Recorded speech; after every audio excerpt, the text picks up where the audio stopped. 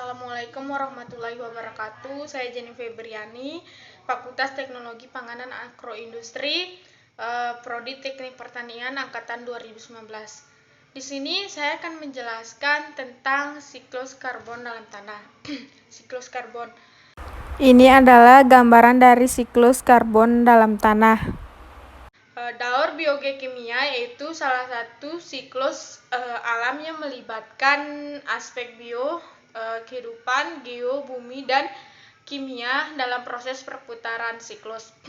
Sebagian besar karbon di bumi ini dalam bentuk terikat, terutama dalam bentuk karbonat, baik dalam batuan induk maupun karbon fosil.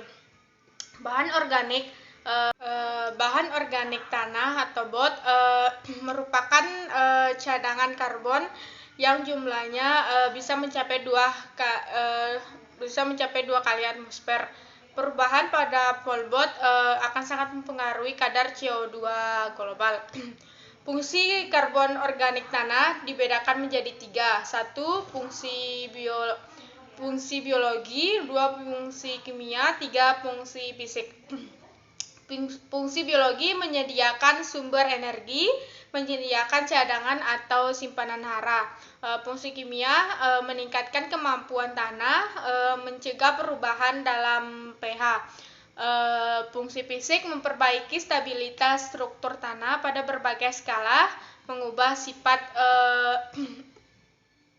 sifat thermal tanah. Penyebab penurunan karbon tanah, penurunan jumlah biomasa di atas dan di bawah permukaan tanah, perubahan dalam distribusi ke dalam akar tanaman, peningkatan erosi tanah, dan perubahan kelembaban tanah atau air tanah dan suhu yang meningkat.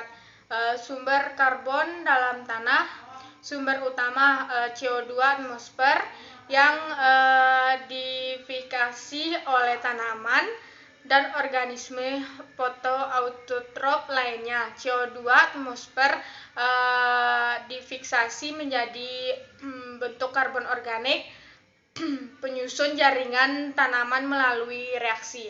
CO2 plus HO2 menjadi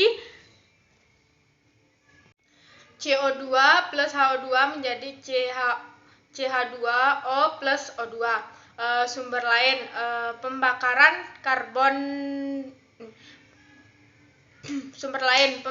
bahan bakar fosil, bentuk produk industri atau pestisida.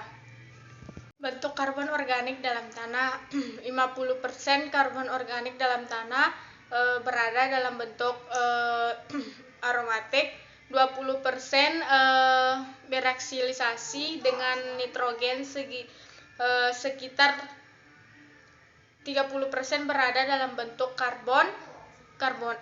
karbohidrat, asam lemak, dan karbon alkon.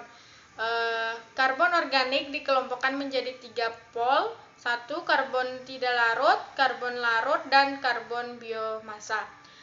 Oke, sekian dari saya penjelasan tentang siklus karbon dalam tanah. Bila ada kesalahan mohon dimaklumi. Assalamualaikum warahmatullahi wabarakatuh.